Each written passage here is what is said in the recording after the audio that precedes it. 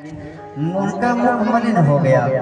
पितामह जी स्त्री करते हैं कि तेरी मंद मंद मुस्कनिया पे, वो तेरी मंद मंद मुस्कनिया पे बलिहारी सावरे, मुस्कनिया पे बलिहारी सावरे, बलिहारी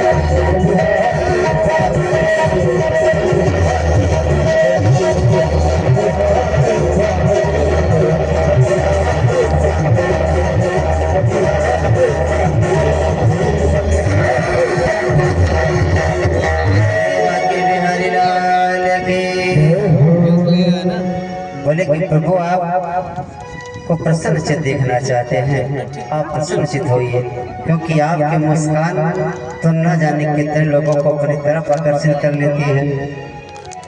और जब यह अब दिव्य किसी को दान धर्मान राजधर्मान अनेक धर्मों का उपदेश दिए भीष्म पितामह जी, और जब कुछ भी नहीं मिला तो अब तो उनका वह समय हुआ। और सुदामा और भीष्म पितामह जी अपने मन में विचार करते हैं कभी इससे सुंदर अवसर मेरे लिए कुछ भी नहीं होगा कि अब तो उत्तरा के गर्भ की रक्षा करने वाले उत्तरायण नारायण, जिसकी हम प्रतीक्षा इतने समय से करते आ रहे हैं, वो भी सन्मुख हैं। अब और इंतजार किसका? वह पावन माघ महीने का इंतजार कर रहे हैं, क्योंकि माघ महीना पुनीत महीना है और उसमें भी एकादशी के दिन का समय है। उत्तरायण से तात्पर्य दिन और दक्षिणायन से देवताओं की रात्रि होती है और उत्तरायण से देवताओं के दिन होता है। तो जब रात्रि में किसी के दरवाजे पर आप जाएंगे तब तो दरवाजे बंद मिलेंगे दरवाजे। तो जब बंद मिलेंगे तब तो सुबह तक प्रतीक्षा करनी पड़ेगी, सुबह होगी तभी दरवाजे खुलेंगे। और जब दिन को आप जाएंगे तो सब सदैव दरवाजे खुले ही मिलेंगे। इसीलिए भीष्म पितामह जी उत्तरायण के इंतजार में थे और माघ का महीना भी आ गया और वो उत्तरायण सूर्य भी हो गए हैं। उत्तरा के गर्भ की रक्षा करने वाले भी सन्मुख हैं। और यह पावन पुनीत समय जान करके अब प्रभु से आग्रह करते हैं कि नारायण आपके शरण में, और मैं अब प्रतीक्षा इसीलिए कर रहा था कि मेरी एक बिटिया है। जैसे ही बिटिया का नाम सुने कि प्रभु आश्रय में से चकित हो गए, कह रहे बिटिया जिसका विवाह नहीं हुआ उसको पुत्री कैसे? बोले हाँ मुझे एक पुत्री है। और पुत्री है कैसे? इतिमति रूप कल्पिता वितिसड़ा। अब देखिए, जब प्रभु का तो स्वागत करना है, पुष्प है नहीं कहीं, और कुछ भी नहीं मिला तो मन में आया कि केवल पुष्पताग्रा छंद्र में ही इनका हम बंधन कर लें। तो उन्होंने दिव्य पुष्पताग्रा छंद्र में बंधन करते हैं। इतिमति रूप कल्पिता वितिसड़ा भगवत शाश्वत पुंगवे विभोमने ससुखमुपगते क्वचिद् हरतो ससुखमुपगते क्वचिद् हरतो प्रकृतिमुपेयसु यद् प्रभः त्रिभुवन कमलमुतमालवरणं रविकरगारवराम्भजं ददाने बपुरल ककुरा बिताननां बपुरल ककुरा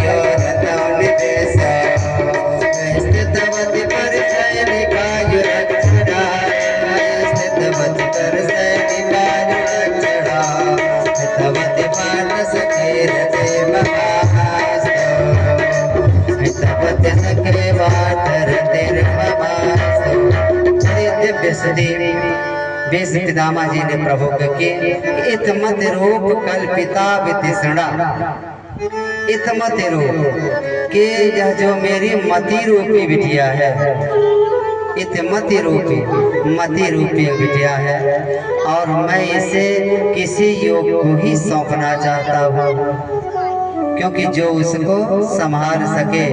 लेकिन एक गुणवत्ता है मेरी बिटिया में। वो गुण कौन कौन से हैं? वो सर्व गुण संपन्न है। उसमें क्या है? वितिसृणा। तिसृणा नाम की चीज नहीं है, तिसृणा नहीं है। भगवती शाश्वत पुंगवे विभोमनि और क्या? ससुखमुपगते। तो हम उसको सुख पूर्वक आपको ही वर्ण करना चाहता हूँ क्योंकि आप तो क्या त्रिभुवन कमलम तमाल वर्णम रविकर गौरव राम दधाने। हे प्रभु यह विद्या मैं आपको ही सौंपना चाहता हूँ। और जब दिव्य इस तरह से भी पितामह जी ने की तब प्रभु ने स्वीकार किया। अब प्रभु के हाथों में दे करके प्रभु देखिए अब तो जीवन के 6 सूत्र हैं जो प्रभु की शरणागति को देने वाले हैं। प्रभु की शरणागति के देने वाले 6 सूत्र हैं, 6 साधन हैं।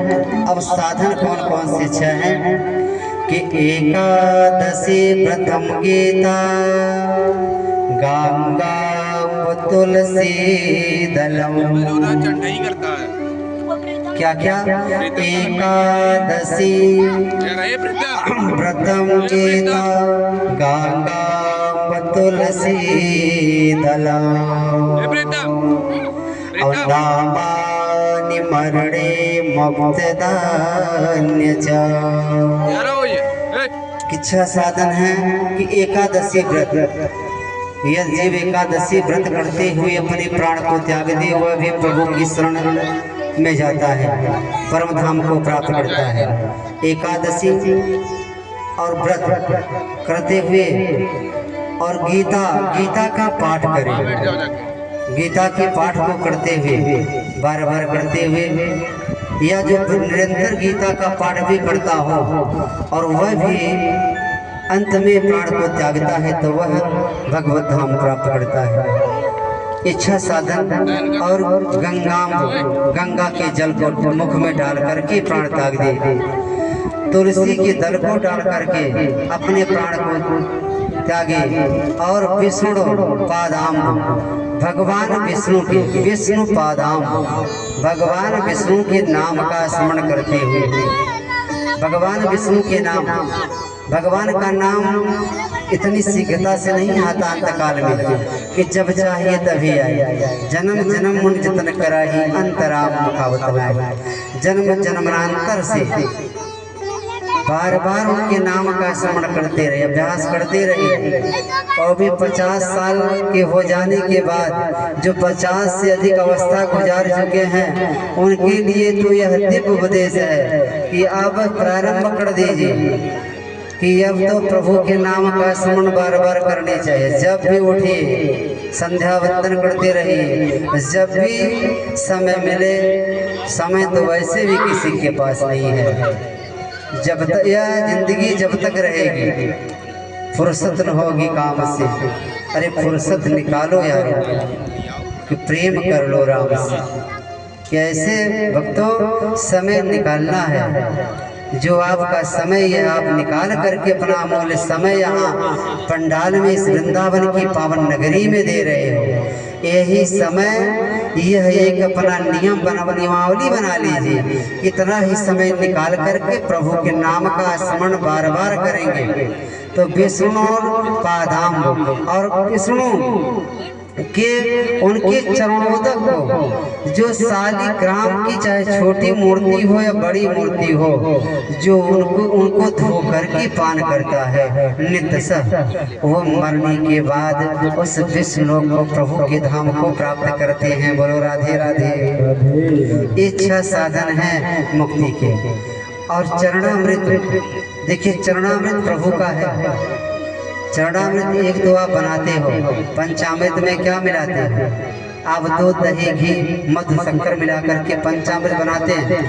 और वह पंचामृत है कि 5 तत्व से मिलकर के बना हुआ है। लेकिन वही पंचामृत जब प्रभु के चरणों का स्पर्श कर लेता है, ये 5 वस्तुएं, तो वही चरणामृत में परिवर्तित हो जाता है। जो उस चरणामृत का भी पान करता है तो अंत में वह प्रभु को भी शरणागति प्राप्त करता है। तो ये 6 साधन प्रभु को प्राप्त करने के हैं। इस 6 साधनों में कोई एक साधन बना लीजिए। एकादशी व्रत तो सबको रहना चाहिए। बीच में भी ये सुनने में आया, मैं कथा कर रहा था अभी इससे पहले भी कथा, 1 हफ्ते पहले भी, तो वहाँ भी कुछ लोगों ने पूछा गुरु जी आपने बताया कथा में तो कि एकादशी व्रत करिए, लेकिन मैंने सुना है कि एकादशी व्रत उन्हें करना चाहिए जो मंत्र लिए हो, वैष्णव धर्म का पालन करने वाले समस्त व्यक्ति, चाहे वो दीक्षित हो या ना दीक्षित हो, एकादशी व्रत सबको करनी चाहिए। सारे लोग ये दीक्षा नहीं लिए हैं फिर भी आप एकादशी करिए। एकादशी व्रत अपने कल्याण के लिए है।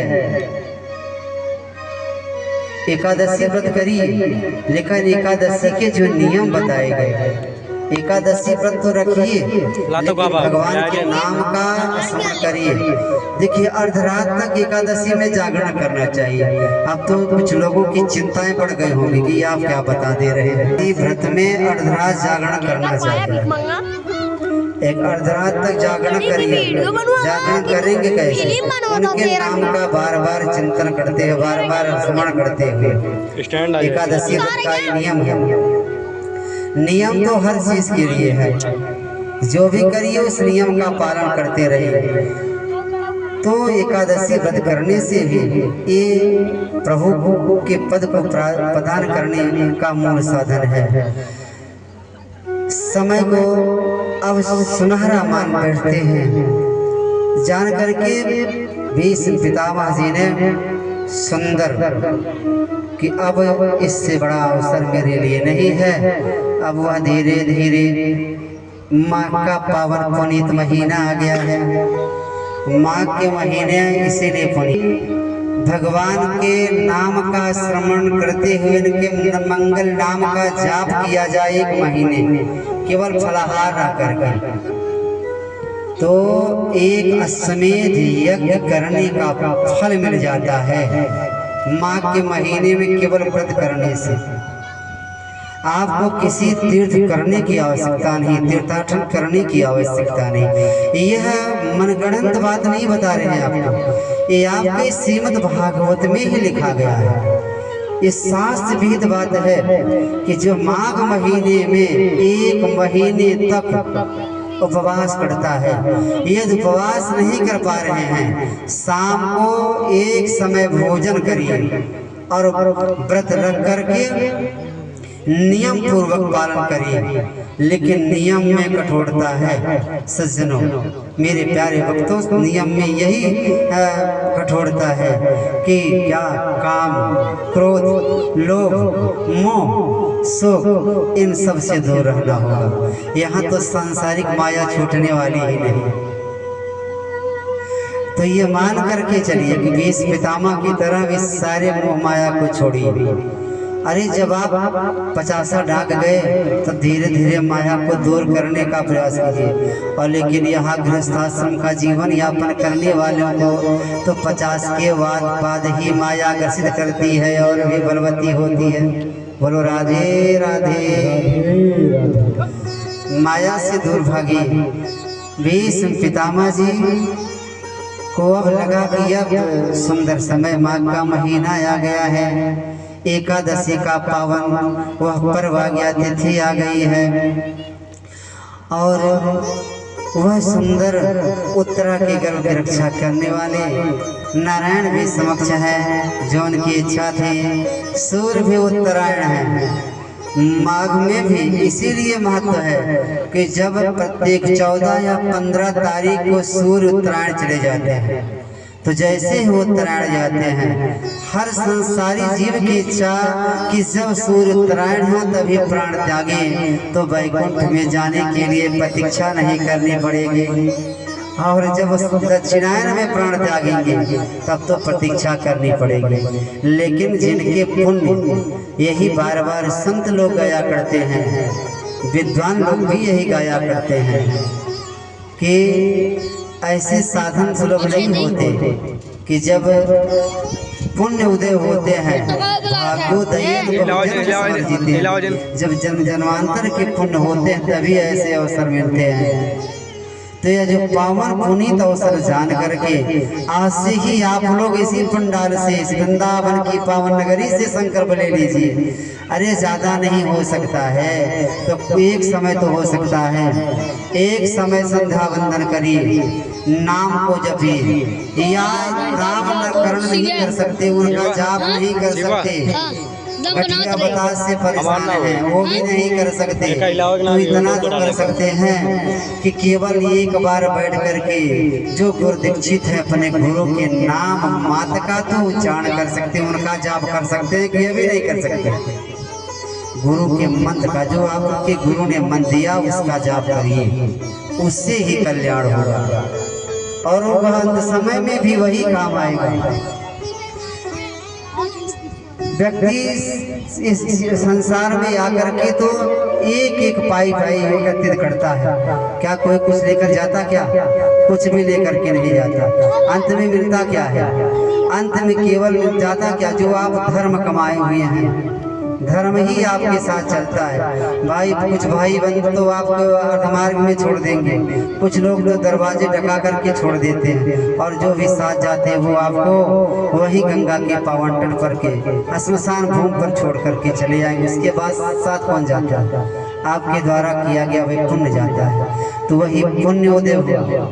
तो यह पावन अवसर जानकर भीष्म पितामह ने आज अपने को प्रभु के चरणों में समाहित कर लिया और अंत काल में भीष्म पितामह को वो भगवान के नाम का स्मरण हुआ और अपने प्राण को प्रभु के चरणों में समाहित कर लिए। वृंदावन बिहारी लाल की। अब इस तरह से भीष्म पितामह तो प्रभु की शरणागति को प्राप्त हो गए और उनका यह पंचतत्व उन्हीं पंचतत्वों में विलीन हो गया और भगवत धाम बैठा रहा। और इधर प्रभु भी समस्त परिकर प्रभु भी अपने परम धाम को गए। अब जैसे ही सुना प्रभु को कुंती मैया ने, तो कुंती मैया को भी वह प्रभु का वियोग सहन नहीं हुआ। देखिए इस संसार में तो केवल दो ही लोग रहे जो अपने प्राण को प्रभु के वियोग में त्यागे, या तो दशरथ ने रामावतार में या फिर कुंती मैया ने कृष्णावतार में ही। कुंती मैया भी पति के साथ लेकर के, और जो परीक्षित जी को कार्यभार मिला तो अब उनके मन में आया कि एक दिन कि चल करके अपने राज का तो कम से कम कार्यभार देख ले। तो राज का कार्यभार देखने के लिए जैसे ही राजा परीक्षित अपने रथ पर सवार होकर के चले, जाकर के देखते हैं कि एक व्यक्ति वह एक विश्वाकार व्यक्ति को जो कि और गौरूपणी पृथ्वी को वह पीट रहा है और करुण क्रदन करते हुए आपस में बातें कर रहे हैं। और राजा परीक्षित समझ गए कि यह धर्म रूपी विषम है और ये गौरूपी पृथ्वी, और बोले कि मैं पहचान गया, और तुरंत ही कलिकों को फटकार लगाई कि मेरे राज्य में और रहते हुए अरे जो प्रभु जिन्होंने मेरी रक्षा की, जिनकी मैं सदैव शरणागति, जिनके नाम का मंगल गीत मैं गाता फिरता हूँ, और उन्हीं के इस काल में और जो गोचारण करते गायों के पीछे बनकर भटकते हैं, उन्हीं की गाँव के साथ इस प्रकार का अत्याचार हो रहा है। तो फटकार लगाई, कली भी आर्द्रभाव हो करके राजा परीक्षित के चरणों में गिर गए। बोले कि प्रभु आप कह रहे हैं कि आप मेरे राज्य में रहने के योग्य नहीं है, तो आप कह रहे हैं मेरे आप केवल बुराई युक्त संस्कारों पर ही दृष्टिपात कर रहे हैं, आप मेरे सत्कर्मों पर तो नहीं जा रहे। बोले कि आपका सत्कर्म क्या है? बोले फलम नाश तपस्तान योगी समाधिना तत्फलम सब लभते सम्यक कलौ की सो कीर्तना। तो ये गुणवत्ता है। और इतना ही नहीं, मुझे आप कुछ स्थान भी तो दे दीजिए रहने के लिए। तो उन्होंने 4 स्थान दिया। दो तम पानम स्त्रिय यत्रा धर्म चतुर्वेद दिया, क्या जहाँ कीड़ा होती रहे, दूध विद्या की कीड़ा होती रहे वहाँ, और पानम जहाँ आज मदिरा का पान होता हो वहाँ रहने के लिए कली को दिया।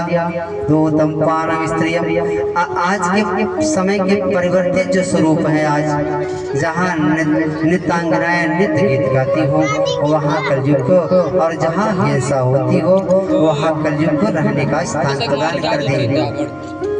पूरा बनाया जाना। और जब प्रदान कर दिए कलयुग ने विचार किया कि यह सब जितने गुण, जितने भवन मुझे मिले, यह सब एक भी गुण राजा परीक्षित में तो है नहीं। राजा परीक्षित में एक भी गुण नहीं है। तो पुनः निवेदन किए परीक्षित से कि नारायण, ये तो मुझे एक सुंदर कमरा जो ऐसे युक्त हो, सुंदर डल्लभ के गद्दे से, तो वो तो आप प्रदान करिए। राजा परीक्षित बोले कि कौन सा स्थान चाहते हो? उन्होंने तुरंत कहा कि मुझे शरण में वास दे दीजिए। राजा परीक्षित ने आदेश के दिया शरण में वास के लिए। कली बहुत प्रसन्न हुआ। और अब जब आए राजा परीक्षित विचरण करते हुए पुनः आए अपने भवनों में, तो जरासंध के द्वारा दिए गए जो वह स्वर्ण मंडित मुकुट था उसको धारण की देखा तो भवन में पड़ा हुआ था, और पांडवों को उन्होंने प्रदान किया था। करते होंगे कि जब स्वर्ण में वास ही है कली का, तो स्वर्ण पहनना भी व्यर्थ है। तो स्वर्ण पहनना व्यर्थ नहीं, क्यों?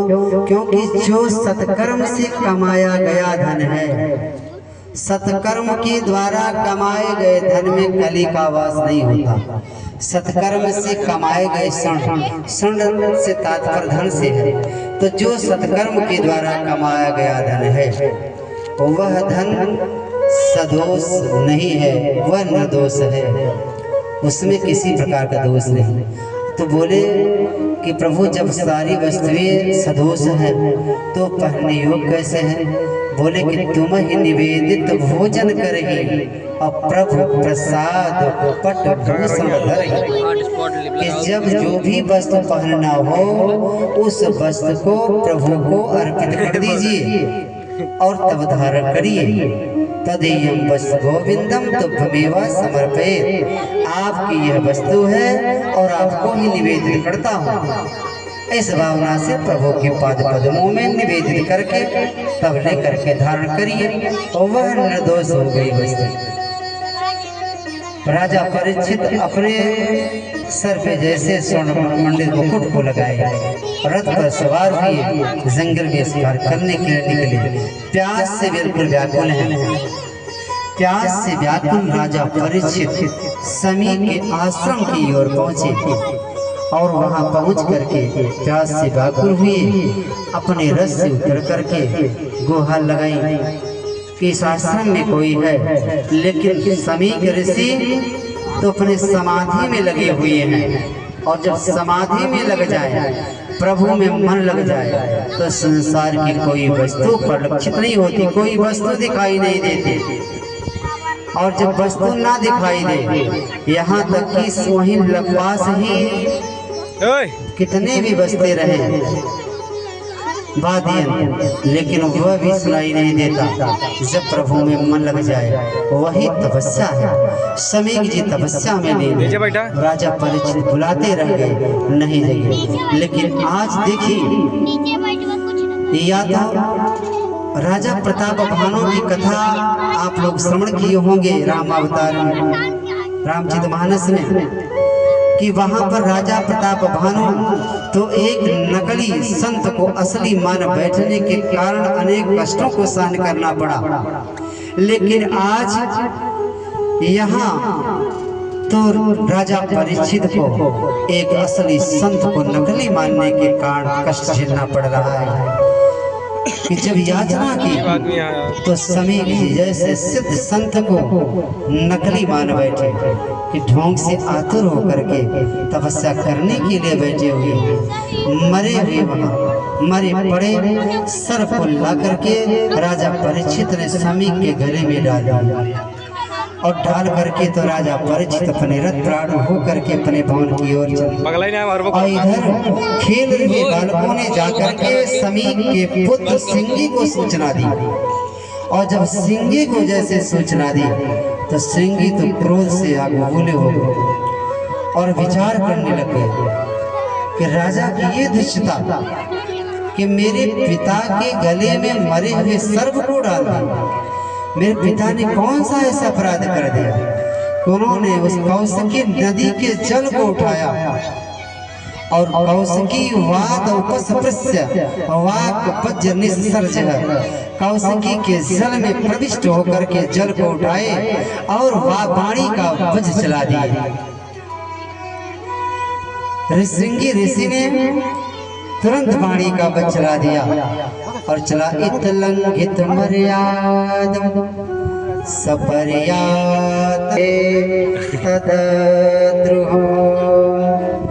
अरे लंघित मर्यादम, अरे कुलांगार, आपने मेरे तपस्वी पिता के गले में मरे हुए सर्प को डाल दिया। जाओ, तुमको मैं श्राप देता हूँ कि जिस श्राप दे डाले। और श्राप दे करके कौशिकी नदी से स्नान संध्या वंदन करके भागते हुए आए। भाव से व्याकुल